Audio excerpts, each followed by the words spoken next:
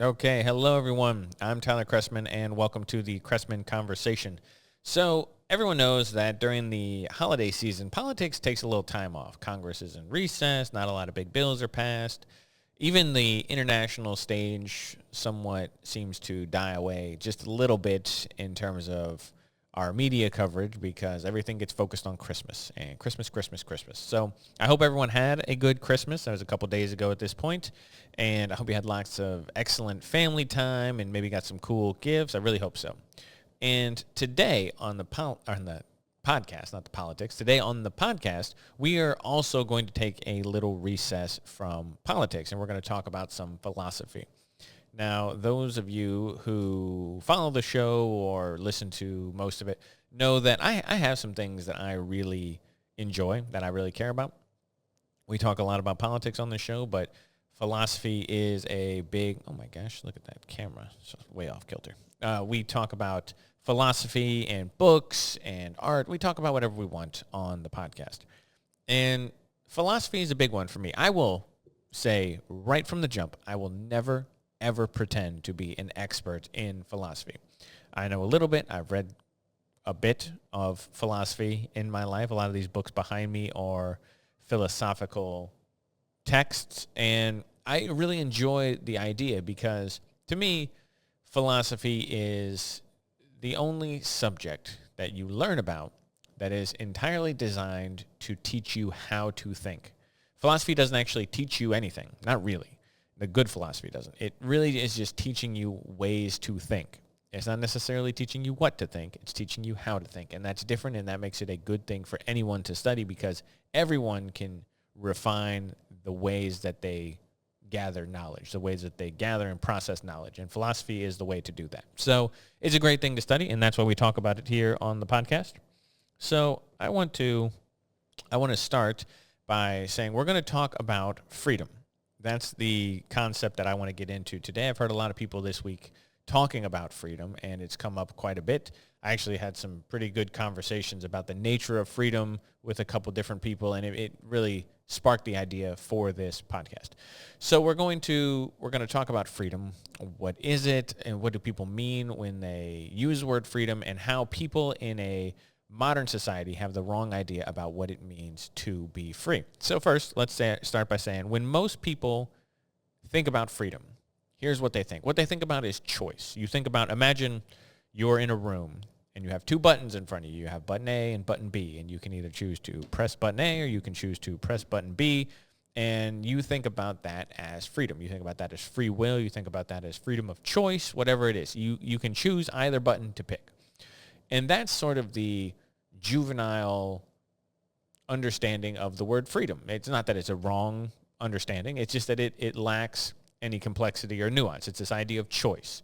But that's what people think of. They think of freedom as the ability to make decisions for themselves free of constraint. So the idea that as long as you have the option to make choices, that's freedom. That's what it is. That's all it is. It's the idea to make choices for yourself without constraint, whether it's by the government or religion in some cases or whatever it may be that's holding you back.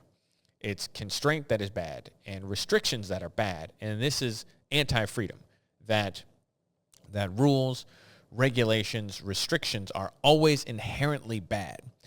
And so let's take a real quick tangent here. Rules, restrictions, and things like that, they are bad in some cases. And this is going to be strange coming from a more libertarian point of view, but some rules, regulations, and restrictions are good. And that's where this veers away from the political, because we're not talking about government. We're talking about something else. We're talking about something deeper, where rules, regulations, restrictions by the government tend to be bad. Rules, regulations, and restrictions by other things, which we'll get into later, are not always bad. And sometimes they're good, and sometimes they're absolutely necessary.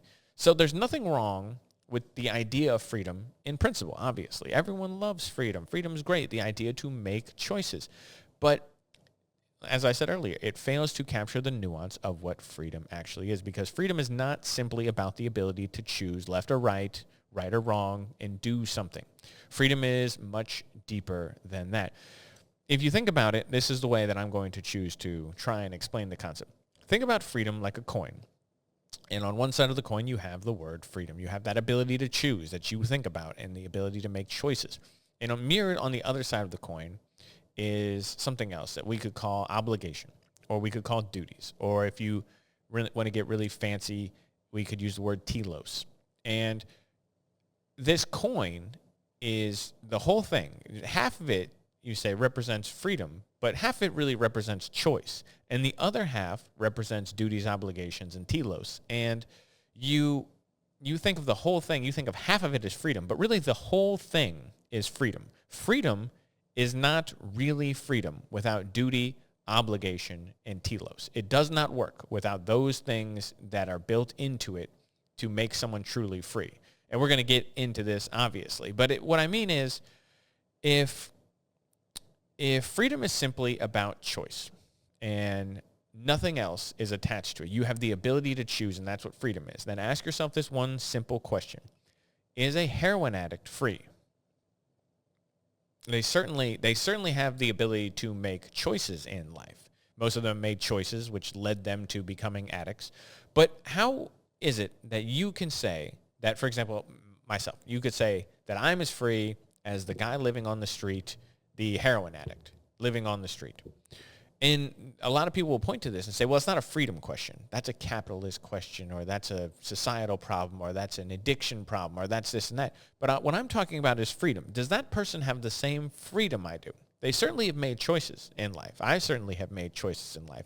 But are they free in the sense that right now, today, when they're in the midst of being addicted to probably one of the worst things in the world you could be addicted to, one of the deadliest things that you could possibly want to do, are they free in that true sense of the word, that sort of libertarian idea of freedom, that it's just free of constraint? They certainly are free of constraint. You're living on the street. You're not obeying the norms of society. You're doing all of these things that anything that bucks convention that would normally restrict you, you're free of. You're not doing these things. So you're free in that sense of the word, but is that freedom?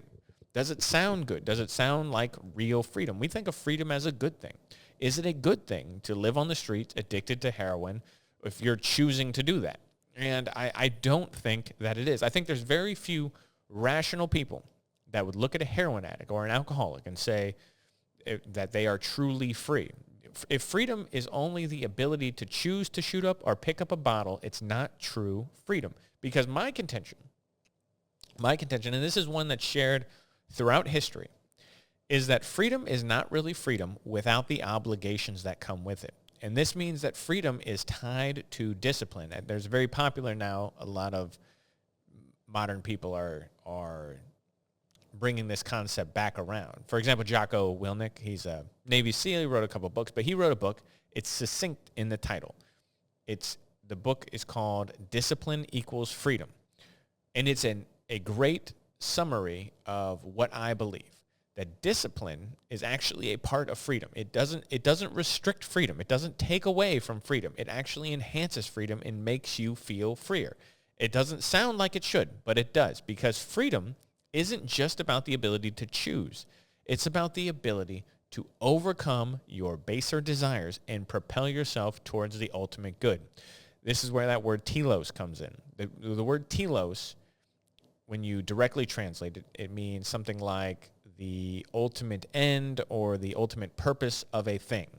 So it's the reason that something exists. So for example, you have a water bottle. The telos of the water bottle would be to carry water, right? It's the purpose the thing is made. And so a human being also has a telos. You have a ultimate purpose or a reason for being.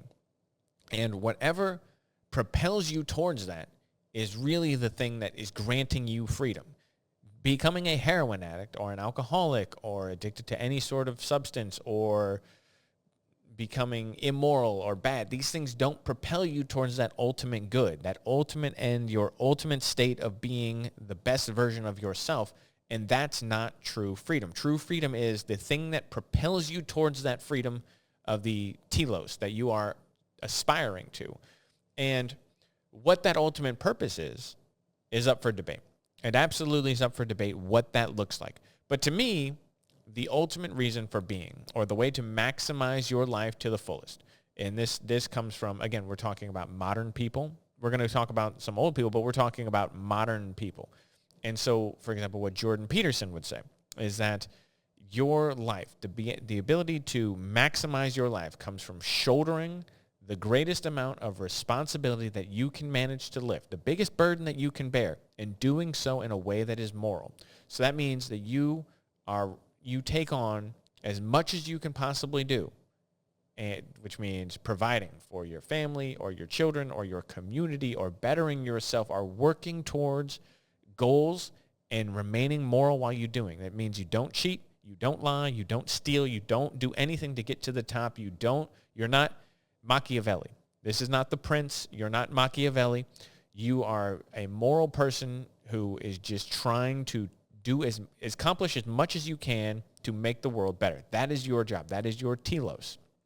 That is the obligation. So freedom, when it's tied to obligation in this way, it enhances your life. It enhances the idea of freedom, because you're not free if you are a slave to your desires. Your desires run you. You're not free. That's just the way it is. Imagine it's like this. Because the obligations are what provide the guardrails for freedom. It's like, I have two examples of this. You imagine you're playing basketball and you want to join a basketball game. And you're free to do that. You can choose to play basketball. And you begin to play basketball by carrying a football and running up and down the court and then trying to kick the ball into the net. You're obviously not playing basketball. You're obviously not. It is a different game entirely. You're playing Calvin ball. You're playing a game with no rules, because a game with no rules doesn't exist. The rules don't restrict the game. The rules make the game better. It's true. They do in a actual literal sense. They restrict the game in the way that the game can then be played in the proper way. That is absolutely true. But it's not really a restriction, because with no restriction, there is no game. With no discipline, there is no freedom. If you just run around like a hedonist and engaging in all of the desires that take your lizard brain over, your id, if you just allow your id to become expressed externally in the world, well, all of a sudden you're not living a life. You might as well be an iguana, because what you're looking for then is heat, food, and sex and shelter. And you just live to find these things, and that's all you're doing. You're not really free. You're not free to choose, because you're just following your desires. And so it's just like with basketball. The rules make the game. Discipline leads to freedom. And there's another great example of this, and it's why a lot of people, I believe, struggle in modern relationships, which is that a lot of people have this sense of being single, this ability to do whatever you want. You can be single. You can go over here. You can go over there. You can talk to this person. You can talk to this person. You can take them to bed. You can do whatever you want, and it's great. It's free. You're so great. You're so great. Then why are all single people, now I won't say all, why are most single people lonely? Why do they live their lives and then you wind up lonely or sad, or you wish you could have a person? It's because the freedom isn't really what grants you meaning in life. It's not, ultimately. Because when you're young, it doesn't feel that way. When you're young, taking a bunch of people to bed or having fun or going out with your friends or hanging out, it's all that. It's great. You just have a blast. You're living life and you're YOLO, whatever the case. And then your friends grow up. They get married. They have kids. They live these other lives. And all of a sudden, you're this person who's the oddball out. And it's not because your life is so fulfilled that you just you're actually living it the correct way. You're really not living it the correct way. And in relationships, so then people get in relationships. They go from the single life to a dating life. And all of a sudden, in a relationship, there are restrictions. There are rules placed on you, because you no longer can go out there and flirt with everyone that you want to, or take anyone to bed that you want to. You have to check in with someone before you go to Aruba for 6 days without telling them. You have to do these things. You owe somebody else an obligation. Doesn't make your life worse to owe that obligation. A relationship can't survive without rules. This is absolutely true. And those rules throughout history have always been monogamy and honesty and all of these good things. And recently they've taken different forms, and polyamory and all these other things that I think aren't necessarily as good or as strong, but they have rules. They all have rules. And if you follow the rules, your life actually gets better. It doesn't get worse by following the rules. The same can be said in any aspect of your life. If you follow the rules, even when they seem restricting, they're not worse. This idea that people have that, for example, if you're a woman and you're in a relationship with a man, you really should be incredibly selective about having male friends. Unless you have known them since childhood, it's a bad idea to have male friends. Men think differently than women. It's the way it is. And by the contrast, if you're a man, having female friends while you're in a relationship or in a marriage is not necessarily a good idea. I think there are plenty of men out there. Be friends with men. Women, be friends with women. There's nothing wrong with this. You do not need to be texting someone of the opposite sex in a relationship. This is not good for your relationship. But a lot of people feel like these rules and restrictions, oh my gosh, you shouldn't talk to members of the opposite sex. How repressive. How oppressive. How can you just stifle somebody's life and this ability to live and do what they want? That's the mindset of a child. It really is. And you need to understand that it's like somebody eating ice cream every day. You're free to eat ice cream every day. You can sit there and I can every day for dinner have a gallon of ice cream if I so choose. Does this lead to happiness? The answer is no. It's not going to make you happy because happiness is not about mouth pleasure and some temporary hit of endorphins that makes you happy. It's not about a spike looking at your phone from dopamine that makes you happy for a brief moment, this feeling of happiness, because happiness is not that feeling. Happiness is contentment over a long period of time based on accomplishment. That's what happiness is. And so it's more about the idea that, for example, ice cream doesn't make you happy. It's not a road to happiness. Relationships, strong relationships, are a road to happiness. It's the difference between eating ice cream and writing a book. Eating ice cream feels pleasurable, or having sex. Having sex feels pleasurable, right? For example, eating ice cream one time or having sex with one person, like a hookup, a one-night stand, these things feel pleasurable in the moment. Do they lead to long-term happiness? The answer is no. And the reason is because it's not sustainable over a long period of time. Contrast that with something like writing a book. If every day you wake up and you write, every day, most of the time you sit at the computer is not fun. Most of the time it sucks to have to sit there and work and write. But when it's done, there's this feeling of accomplishment, this contentment. You say, I accomplished this thing. It was hard. It was difficult. It wasn't fun, but it makes you happy. How can that be? Because a series of one-night stands won't make you happy. Eating ice cream every night for dinner won't make you happy. But each of those individual acts feels good. It feels like happiness. It feels like the freedom to choose those things should make you happy, but it doesn't. But yet, every day you get up and write, and it's not fun. You're not having a blast. It's certainly not sex, and it's certainly not ice cream. But yet, at the end, it actually leads to happiness. The same can be in relationships. Relationships are not a series of one-night stands. There's ups and downs and good times and bad times, and you're going to fight and argue. But if you stick with it, if you figure out these things, if you actually live for this other person, it can lead to happiness, even though you can look in the moments and say, well, this moment wasn't good, or this moment wasn't good, or this moment wasn't good, or whatever the case may be. They don't all feel like ice cream. But at the end of it, you're happy. That's what happiness is. It's contentment and accomplishment over a long period of time. That's the difference between hedonism and actual good moral philosophy, which is about accomplishing things. So working towards that telos, your ultimate end, to accomplish this thing in life, taking on the burden of responsibility and shouldering that yoke and climbing up the mountain day after day. You're Sisyphus with a boulder. Every day you push that boulder up a hill, and every day the boulder might roll back down, and your job is to push it up the hill. And it sounds like a chore, and it sounds like torture, but it's not, because the fact that you are pushing against the boulder will make you feel accomplished. It will help you later on identify that feeling that is true contentment, which is actual happiness in life. And that's really the thing that people, they don't understand about this word that we use called freedom. This word that we use called freedom is not about the ability to eat ice cream every day. It's about how you get to happiness. How freedom and discipline equals happiness. That's what it is. Or you could say freedom minus discipline equals happiness. You have got to put the restrictions or the guardrails on your freedom to choose anything you want at any given moment. Because without focus, without discipline, you get nowhere in life. You are a rudderless ship spinning with the tide as it moves you. You need a rudder. You need something to propel you forward towards that ultimate goal or end. And that is where that discipline comes in, and where obligation comes in, the ability to know that you have a duty to your fellow person, your fellow loved ones, your family, your children. You owe them something.